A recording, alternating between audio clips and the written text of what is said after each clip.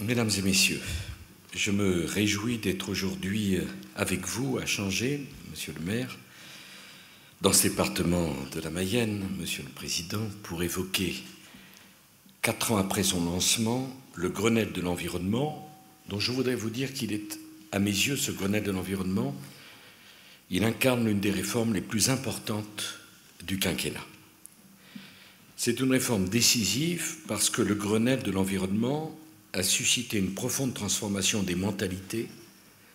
Il a inscrit l'économie et l'industrie française dans le développement durable.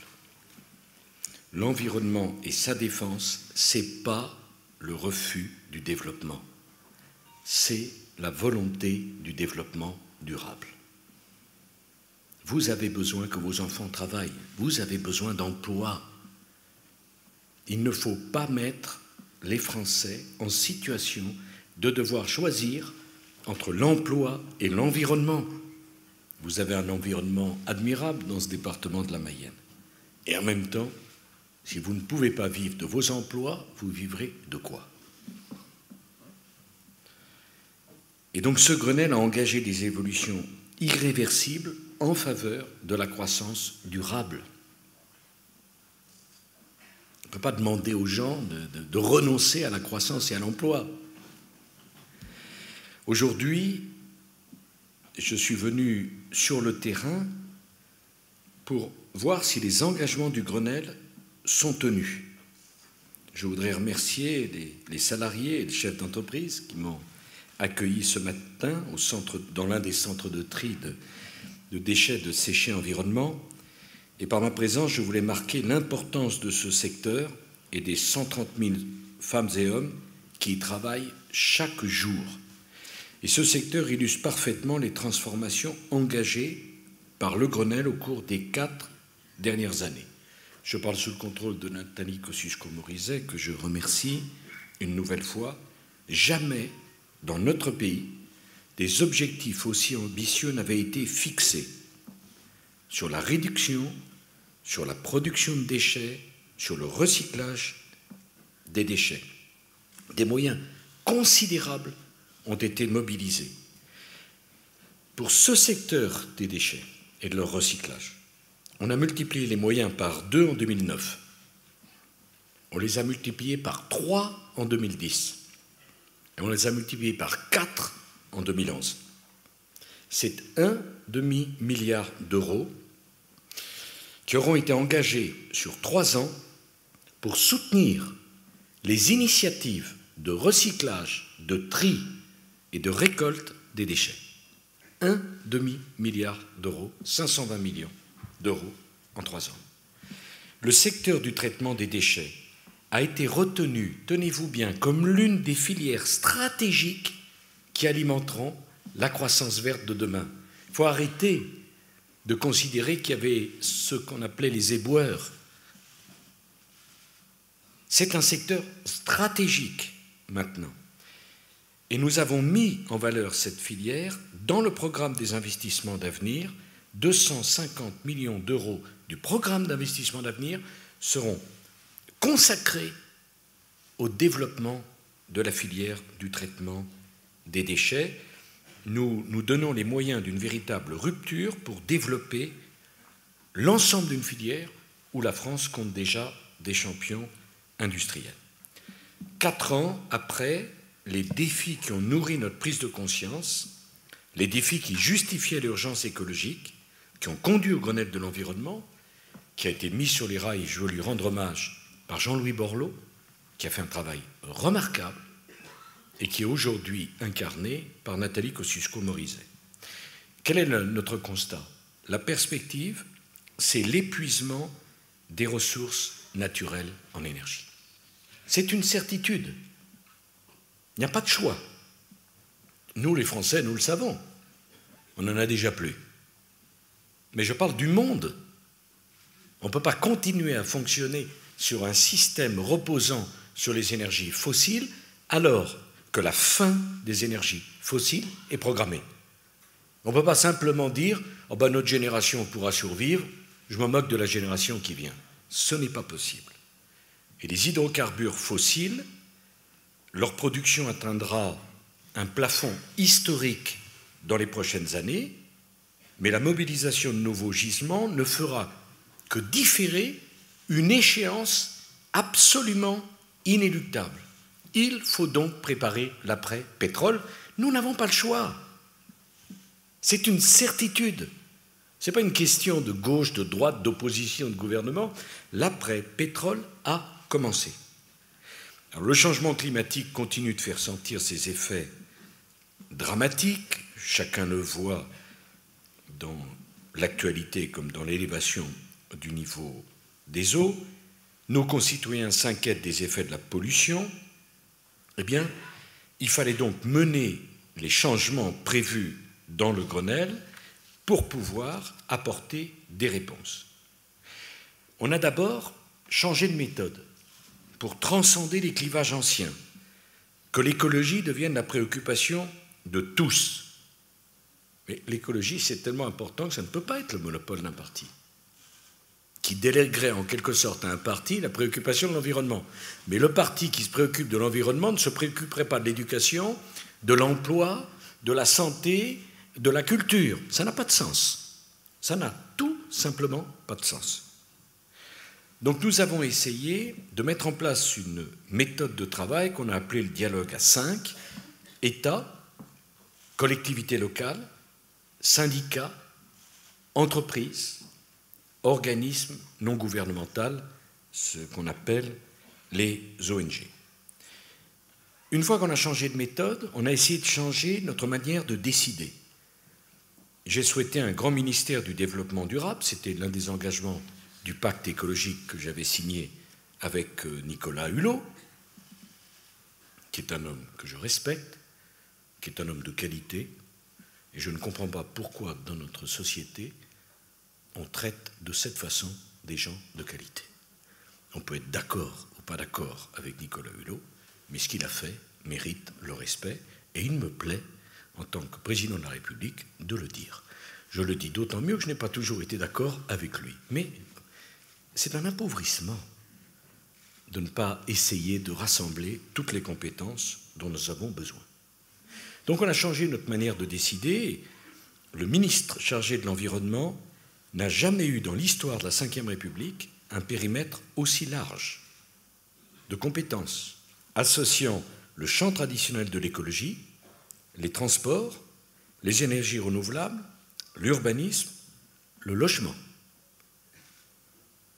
Parce que naturellement, le ministre de l'Environnement, s'il n'est que simplement sur le traditionnel de l'écologie, mais que le ministre du Transport, de l'autre côté, fasse le contraire de la politique qu'elle mène, ça n'a pas de sens. Nous avons également modifié nos institutions. Le Conseil économique et social est devenu le Conseil économique, social et environnemental, avec un collège environnemental de 33 membres représentant les associations, là où il n'en existait aucun précédemment. Rien. On disait que l'environnement était une priorité, mais au Conseil économique et social passe un représentant du monde de l'environnement. Alors les choix que nous faisons en matière de politique publique intègrent de nouveaux paramètres. Les émissions de CO2. Je vois bien que mes prédécesseurs, si on leur disait que maintenant, pour choisir, il faut tenir compte des émissions de CO2, ils regarderaient stupéfaits ce monde nouveau. L'impact sur la biodiversité, l'artificialisation des sols, face à des pratiques susceptibles de porter de graves atteintes à l'environnement, nous avons pris des décisions difficiles. Je pense à la culture du maïs avec les fameuses OGM, Mons 810. Non seulement la France a activé la clause de sauvegarde prévue par les textes européens, mais elle a fait adopter en 2008 un renforcement spectaculaire des règles d'évaluation. Le résultat concret de notre action, c'est que depuis 2008, aucun OGM n'a été mis en culture en France, mais j'ai veillé en même temps, avec Nathalie, que la recherche se poursuive. Et après avoir pris ces décisions, je veux condamner l'obscurantisme et la violence de certains. Voilà, parce que la position du gouvernement, elle est de ne prendre aucun risque avec votre santé, mais ne pas céder non plus à des obscurantistes moyenâgeux et à des gens qui utilisent la violence. Mais nous avons considéré qu'il fallait stopper la culture en plein champ d'OGM, qui a été totalement stoppée dans l'attente de quoi? D'une réponse aux doutes qui ont été exprimés. C'est normal d'agir comme cela. Donc on poursuit la recherche, mais on n'autorise aucune recherche, aucune exploitation en plein champ. Plus récemment, nous avons eu le problème des risques et des menaces que fait peser la technique dite de fracturation hydraulique. Il n'y aura pas de fracturation hydraulique en France. Il n'y aura pas non plus d'exploitation des gaz et des huiles de schiste tant que les industriels ne feront pas la preuve que cette exploitation peut être compatible avec la protection de l'environnement et notamment la protection de vos nappes phréatiques. J'ai demandé à Nathalie et à Éric Besson d'engager une réforme du code minier afin que la France dispose d'un cadre juridique moderne adapté aux exigences environnementales pour l'exploitation des ressources minières et énergétiques de son sous-sol.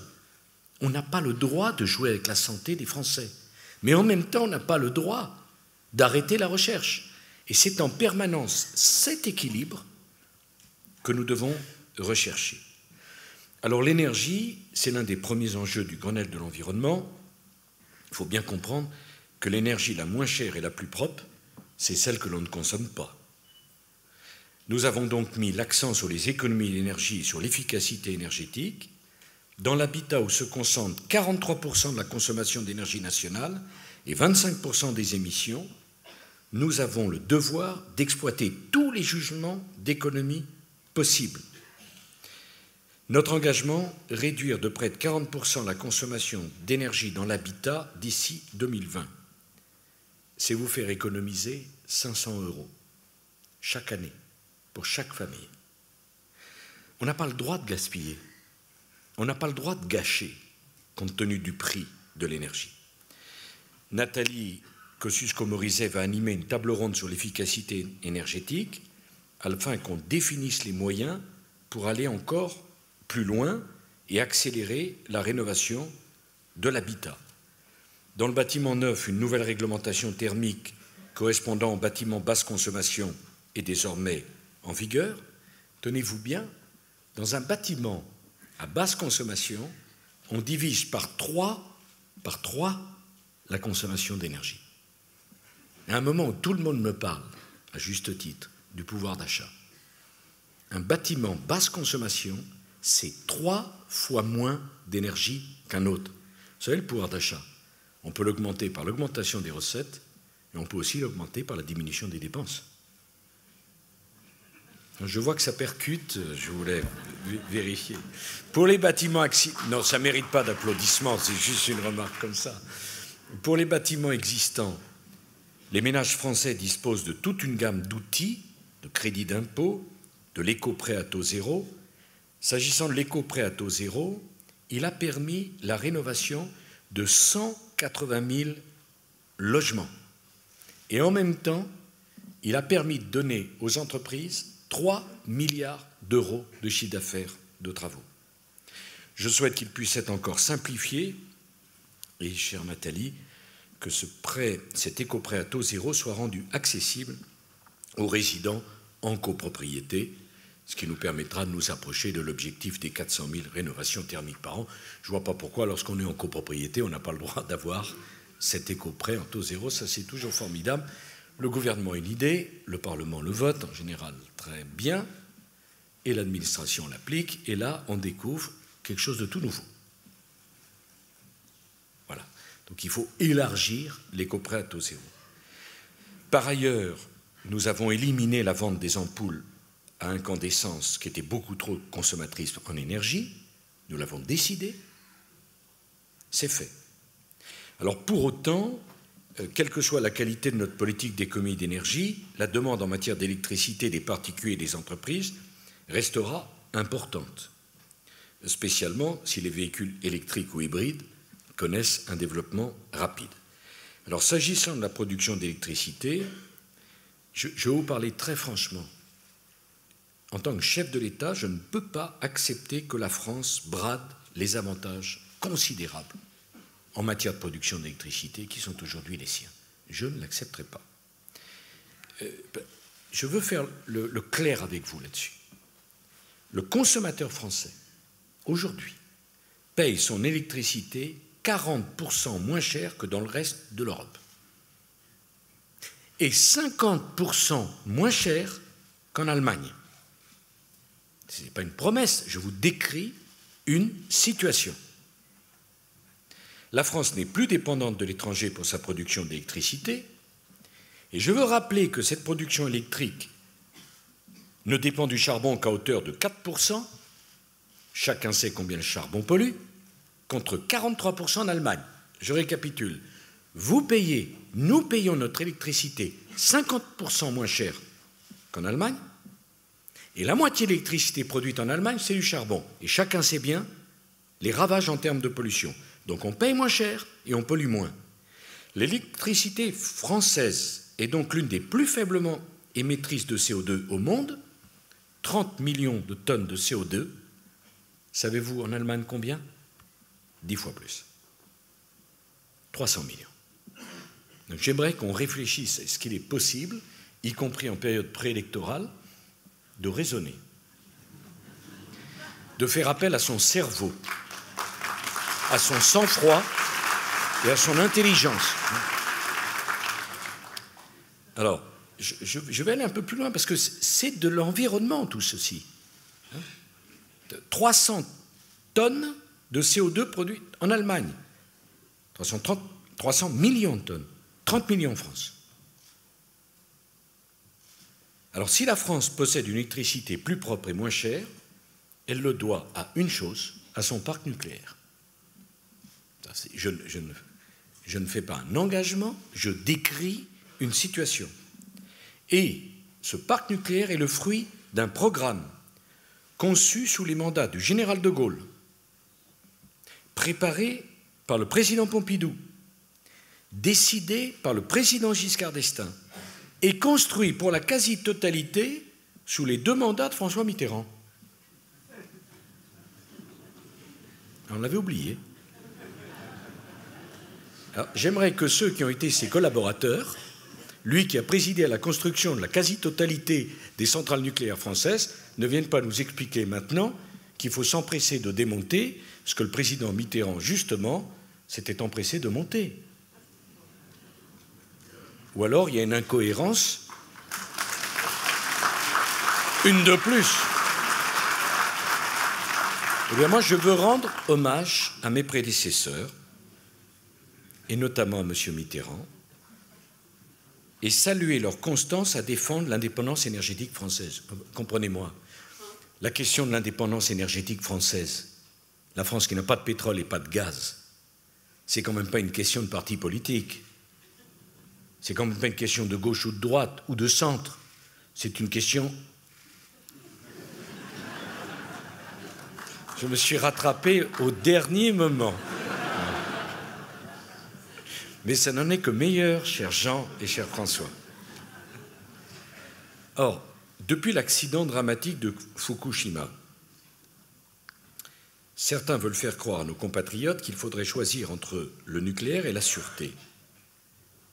Mais là encore, qu'il me soit permis de raisonner et non pas d'être comme toujours dans l'instantanéité et dans la perte de sang-froid.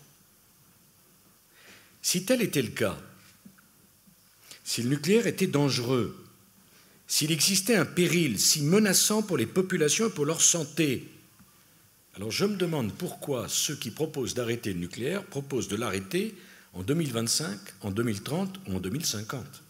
Si c'est dangereux, il faut l'arrêter tout de suite. Non, je sais, c'est compréhensible. Mais bon, j'espère qu'au-delà de notre salle, ça ira percuter la réflexion de certains esprits. Je comprends qu'on soit contre le nucléaire. Moi, je pense que, compte tenu du fait que c'est une énergie propre, peu coûteuse et qui garantit notre indépendance, il faut être pour. Il peut y en avoir qui soient contre, après tout. Mais ceux qui sont pour le moratoire, c'est étrange. Parce qu'encore une fois, soit c'est bien, on continue, et il vaut mieux continuer avec des nouvelles centrales dont le niveau de sûreté est meilleur que de garder les vieilles jusqu'en 2050. Non, plus j'y réfléchis, plus je pense qu'il n'y a pas d'alternative. Alors en France, depuis 30 ans, nous bénéficions d'une production nucléaire sûre. Mais j'entends que nous nous donnions les moyens de continuer à garantir les plus hauts niveaux de sûreté dans le monde. 1 milliard d'euros des investissements d'avenir seront donc consacrés à l'amélioration de la sûreté sur l'ensemble de la filière nucléaire. Parce que non seulement on veut garder nos centrales, mais on veut qu'elles soient de plus en plus sûres. Et c'est pourquoi, dès le lendemain de l'accident de Fukushima, nous avons demandé à l'autorité de sûreté nucléaire, organisme indépendant des pouvoirs publics, de conduire un audit de la sûreté du parc nucléaire français afin d'examiner si nous avions des leçons à tirer de cet accident pour nos propres centrales. Et je l'ai dit à la ministre, Nathalie Kosciusko-Morizet, quelles que soient les conclusions de l'autorité de sûreté nucléaire, elles seront intégralement mises en œuvre. Nous n'avons pas le droit de transiger, si peu que cela soit, sur les problèmes de sûreté. Et nous n'avons pas non plus à choisir entre nucléaire et transparence. C'est pour cette raison que nous avons accepté la demande des ONG du Grenelle. La Cour des comptes réalisera un audit indépendant des coûts de la filière nucléaire. J'ajoute que je n'ai jamais opposé le nucléaire et les énergies renouvelables. Nous avons besoin des deux, puisque nous sommes engagés à ce que la part des renouvelables progresse jusqu'à 23% de la consommation d'énergie en 2020. Nous nous sommes battus, lorsque nous étions présidents de l'Europe, pour faire accepter le paquet qu'on appelait à l'époque climat-énergie, que nos amis polonais ne voulaient pas. Je crois aux énergies renouvelables. 23% de notre énergie en 2020 seront des énergies renouvelables. Là aussi, voyons ce que nous avons fait. En 2005, la part des énergies renouvelables dans l'énergie française, c'était 9,5%. En 2010, nous étions passés à près de 13%. Ce chiffre, qui est passé de 9% et demi à 13% entre 2005 et 2010, ce chiffre n'avait pas évolué depuis la construction du dernier grand barrage en France dans les années 70. C'est vous dire le choix du nucléaire, c'est associé au choix des énergies renouvelables. Entre 2005 et 2011, la capacité de production installée en éolien a été multipliée par 8. Le premier appel d'offres pour l'éolien en mer a été lancé, il livrera ses prochains résultats. Le second est préparé et sera lancé au printemps prochain. On réalisera des parcs produisant au total 6000 MW d'ici 2020. Areva va créer une unité de production d'1 millier d'emplois au Havre. Quant à Alstom, elle fera connaître ses intentions dans les semaines à venir. Dans cette filière, l'éolien offshore, la France est désormais l'un des leaders mondiaux. Et dans les énergies marines, l'innovation française sera puissamment soutenue par la labellisation du pôle France Énergie Marine au titre, chère Nathalie, des instituts d'excellence en énergie décarbonée financés sur les investissements d'avenir. Alors, la valorisation énergétique de la biomasse est décisive. Nous sommes dotés d'un fonds chaleur renouvelable de 1,2 milliard d'euros qui intervient aux côtés des collectivités locales.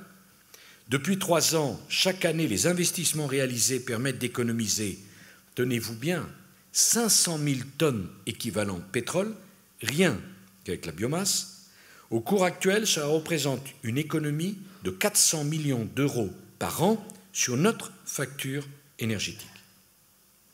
Par ailleurs, le gouvernement a décidé à la rentrée de retenir la totalité des projets biomasse soumis au dernier appel à projets, ce qui permettra à Gardanne, la reconversion d'une centrale à charbon qui était vouée à la fermeture. Et s'agissant des exploitations agricoles, le tarif de rachat de l'électricité produite grâce à la méthanisation a été aligné sur les tarifs allemands. C'est une augmentation de 20%. Dès demain, il sera même possible que le biogaz produit dans les méthaniseurs soit directement injecté dans le réseau de gaz de ville. Enfin, je n'oublie pas les biocarburants. J'étais il y a 15 jours à Compiègne pour la deuxième génération des biocarburants. Un mot sur l'énergie solaire. Le parc de production français est passé depuis 2005 de 2 MW à 1700 MW. Concernant cette énergie stratégique, la situation est simple. Je veux m'en expliquer, mes chers compatriotes, devant vous, pour que vous connaissiez les éléments du débat. Les coûts de production de l'énergie solaire sont encore 5 à 10 fois supérieurs aux coûts de production de l'électricité nucléaire. Je dois en tenir compte dans la compétitivité de vos entreprises et dans la garantie du pouvoir d'achat. Alors, sans soutien public, elle ne pourrait pas se développer. Lorsqu'un kilowatt d'électricité solaire est produit, il est racheté automatiquement à un coût, à un prix élevé, le surcoût étant payé in fine par qui? Par le consommateur. Il n'y a pas deux personnes qui payent. Ceux qui me disent qu'il n'y en a pas assez, qu'il en faut plus, il faut qu'ils aillent dire aux Français qui veulent augmenter massivement la facture d'électricité des Français. C'est trop facile. En général, c'est les mêmes qui me disent qu'il n'y a pas assez pour le pouvoir d'achat. Ben, une fois qu'on aura multiplié par 10 la facture d'électricité, ils seront bien occupés du pouvoir d'achat. Alors, avec la baisse des prix des panneaux solaires, le tarif de rachat était devenu tellement attractif que les projets solaires se multipliaient au rythme où nous allions. L'objectif pour 2020 allait être atteint dès 2012, mais à un coût exorbitant de plusieurs milliards d'euros pour les consommateurs d'électricité. Le gouvernement avait le devoir d'adapter le soutien public apporté au photovoltaïque pour revenir à un rythme de développement soutenable. Alors l'énergie solaire, ne vous trompez pas, est stratégique pour nous, absolument stratégique. Et la ministre me rappelle à mon devoir en permanence sur le sujet. Mais je dois veiller aussi à ce que le prix de l'électricité payé par vous et payé par les entreprises ne monte pas tellement qu'au fond, vous perdiez d'un côté ce que vous gagnez de l'autre. D'ailleurs, sur la base des tendances actuelles, la France aura en 2020 une capacité photovoltaïque installée 2 fois plus importante que celle initialement attendue par le Grenelle de l'environnement. Donc franchement, je ne crois pas qu'il y ait à avoir de regrets en la matière. Alors je m'étais engagé à une parité des efforts de recherche et de développement entre le nucléaire et l'autre, les énergies renouvelables et efficacité énergétique. La hausse de 50% entre 2007 et 2010 des moyens consacrés à ces nouvelles technologies de l'énergie a permis d'atteindre une quasi-parité à hauteur de 450 millions d'euros pour l'un et pour l'autre. J'avais dit 1 euro pour le nucléaire dans la recherche, 1 euro pour le renouvelable et pour la réduction de la consommation d'énergie.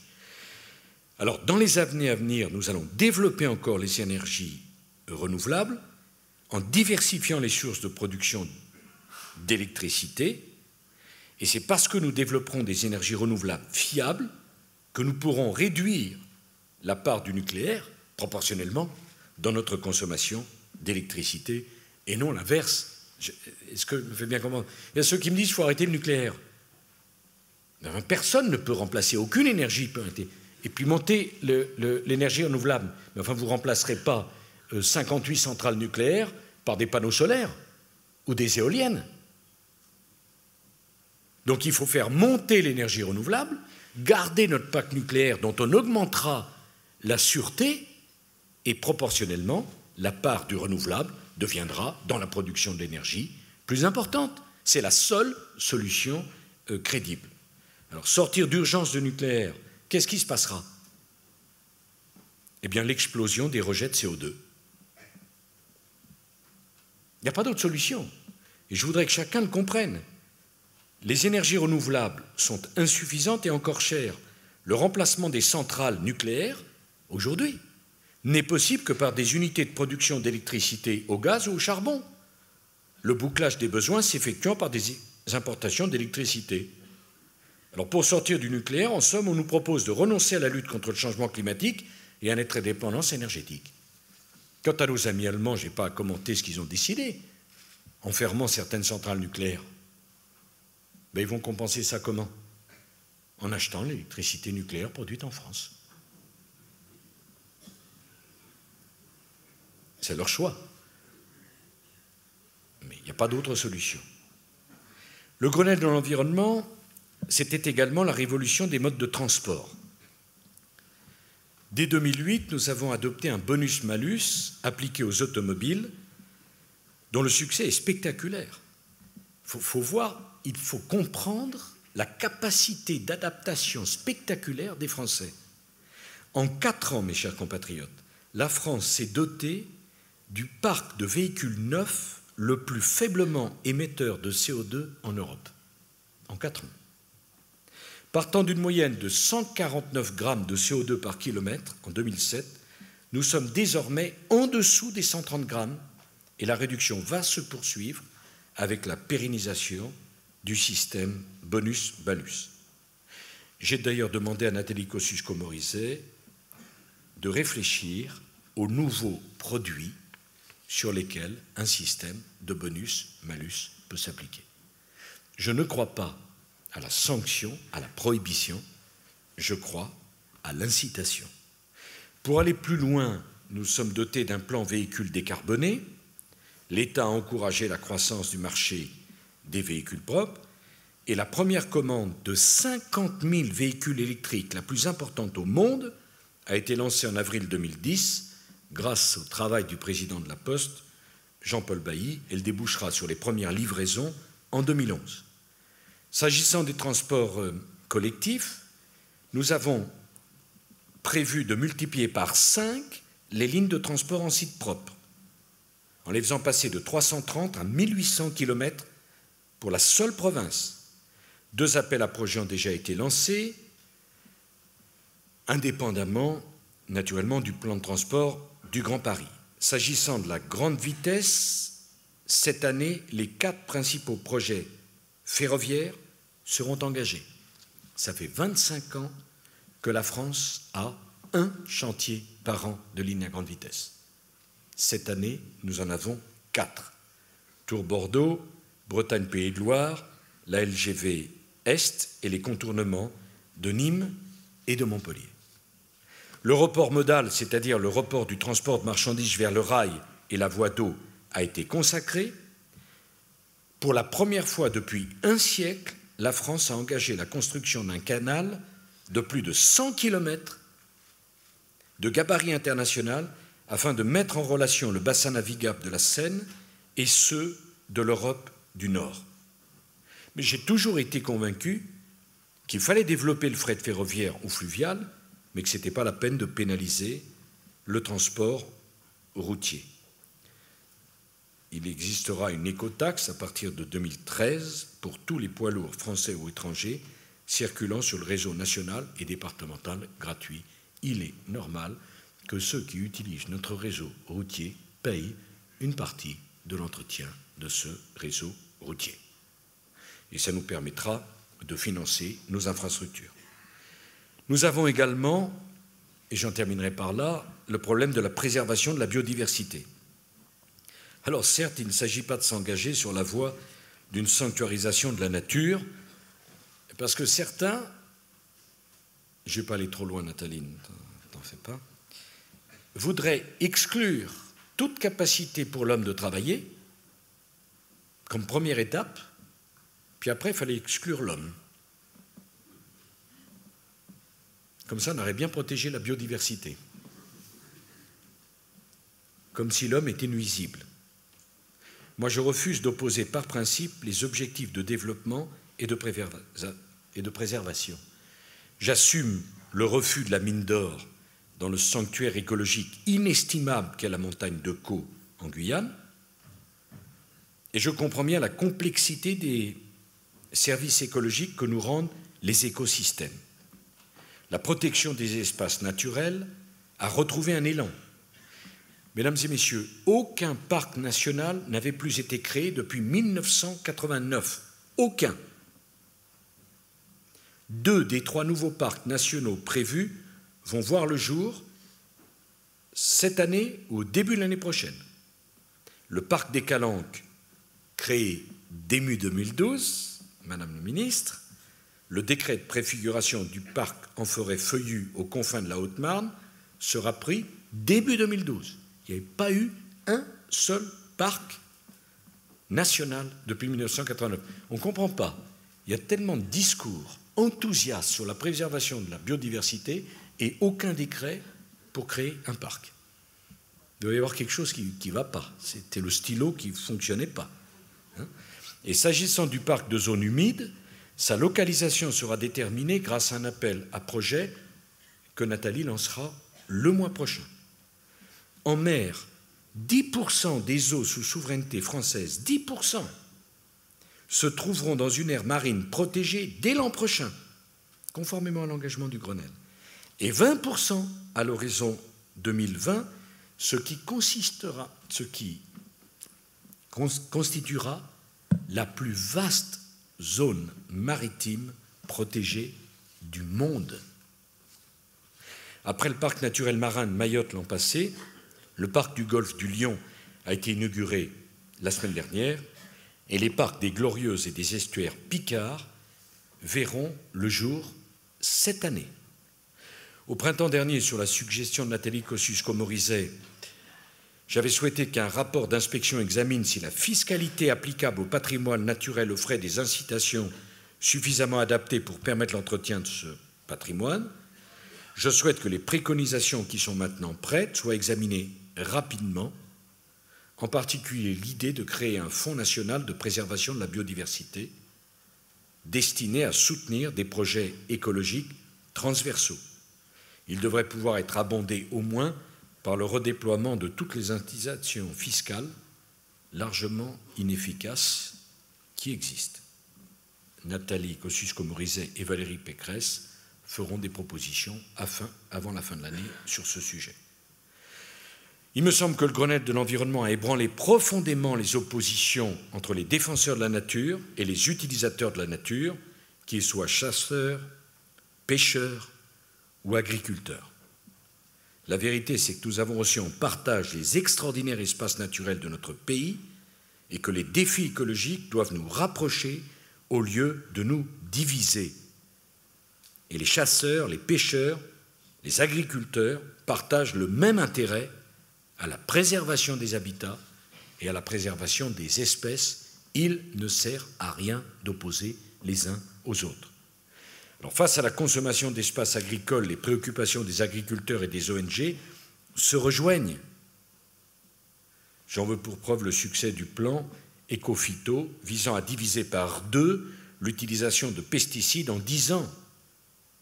Et qui sont les premières victimes des pesticides, si ce n'est les agriculteurs qui sont sur leur propriété agricole. Alors il ne s'agit pas ici de nier les divergences de vues entre agriculteurs et défenseurs de l'environnement, mais je refuse les oppositions simplistes. D'ailleurs, j'attire votre attention que la planète comptera 9 milliards d'habitants en 2050. Pour les nourrir, il faut augmenter de 70% la production agricole. Je ne vois pas pourquoi nous ferions de notre ruralité un désert, alors que les besoins de production agricole sont immenses. Le travail accompli sur le plan national, me semble-t-il, a produit des résultats importants. Il faut maintenant que ces résultats continuent, et notamment sur le plan international.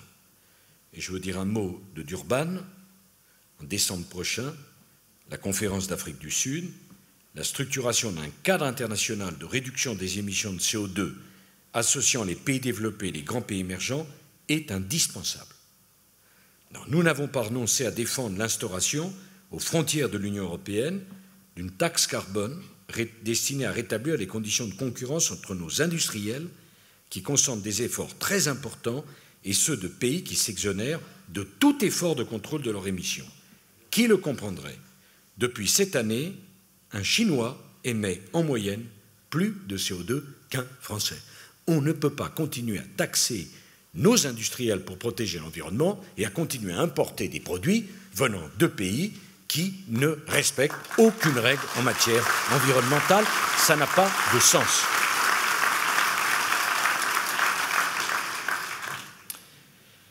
Mes chers compatriotes, il me semble que le Grenelle de l'environnement a fait sortir l'écologie de l'impasse dans laquelle elle se trouvait en étant monopolisée par une formation politique. L'écologie n'appartient à personne, parce que l'écologie doit appartenir à tous. En faisant partager des constats, en faisant comprendre la nécessité d'une action résolue, en élaborant ensemble les propositions, le Grenelle de l'environnement a permis d'aller plus loin que jamais dans la prise en compte des enjeux environnementaux. J'ai conscience qu'il y a encore beaucoup à faire. Mais nous avons fait tout cela dans un contexte de crise économique en plus et de crise financière en plus. Voilà. Donc essayons de continuer avec des objectifs précis, concrets, dans le but de rassembler et non pas d'exclure, dans le but de la pédagogie et non pas dans le but de la dénonciation, dans le but de l'indépendance nationale et non pas dans le but du renoncement, dans le but de la croissance durable et non pas dans le but de la récession. C'est ça le chemin que nous voulons retenir et sur lequel nous travaillons. Bien sûr, c'est difficile, il faut arbitrer entre les ministres, il faut arbitrer entre des intérêts différents, il faut surtout arbitrer ce qui est le plus difficile en France, entre l'immédiat et l'avenir. Et ce sera ça ma conclusion. Mes chers compatriotes, cela fait trop longtemps que pour ne pas faire de peine, pour ne gêner personne, pour se mettre bien avec tout le monde, on refuse de prendre des décisions parce qu'elles sont difficiles. Et ce faisant, on rend la décision à prendre encore plus difficile. Si nous avions pris les décisions qu'il fallait prendre en temps et en heure, on connaîtrait moins de difficultés. Et parce que nous avons pris ces décisions difficiles, regardez ce qui se passe chez nos voisins et regardez ce qui se passe chez nous. Ceux dans le monde d'aujourd'hui qui ne prennent pas les décisions qu'ils doivent prendre le payent cher. Qui a envie de se trouver aujourd'hui dans la situation des Grecs? Qui a envie aujourd'hui de se trouver dans la situation de nos amis espagnols, portugais ou irlandais? Bien sûr qu'on me demande des postes de fonctionnaires, des dotations aux collectivités, des dépenses multiples. Mais est-ce que vous croyez que les Français seraient plus contents de se retrouver dans un pays en situation de faillite? Regardez ce qui est arrivé à la première nation économique du monde, les États-Unis d'Amérique. Eh bien, je ne souhaite pas que ça arrive à la France. Et mon devoir, c'est de protéger la France en prenant les décisions qu'il faut prendre.